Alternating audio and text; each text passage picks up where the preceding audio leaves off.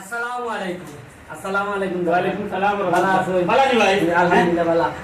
আজ আমি আইছি গীতিকার হাজি আজমার দাদার বাড়ি।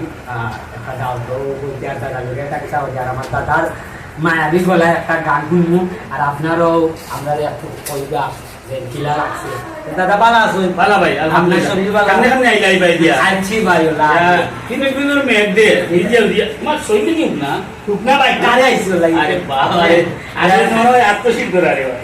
একটা গান যদি আমরা দর্শকের মেটাতে গান গান তো আমি লেখি রে ভাই, গাই না। আচ্ছা তুমি যখন নাতি কইছো একটা কইলি মনে ওই একটা হাতে আর আপনারা মনে দিয়ে আমরা একটা দাদার মুখের হালকা একটু করলি গান দেখবা দেখে আমরা মনটা জয় ইনশাআল্লাহ। দাদা তোমরা বাড়ি ঠান্ডা লাগেনি ও নাতি রে, তোমরা বাড়ি ঠান্ডা লাগেনি আমারে বুঝাইয়া কইলা ও গো সজনী,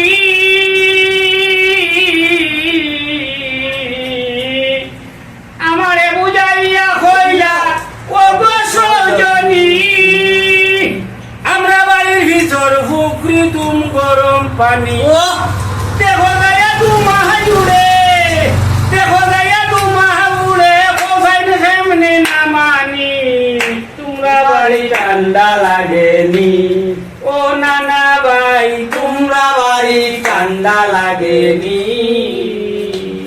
ধন্যবাদ দাদারে আর আমরা আইডি টান্ডো ধন্যবাদ সবাইকে, হয়। ধন্যবাদ।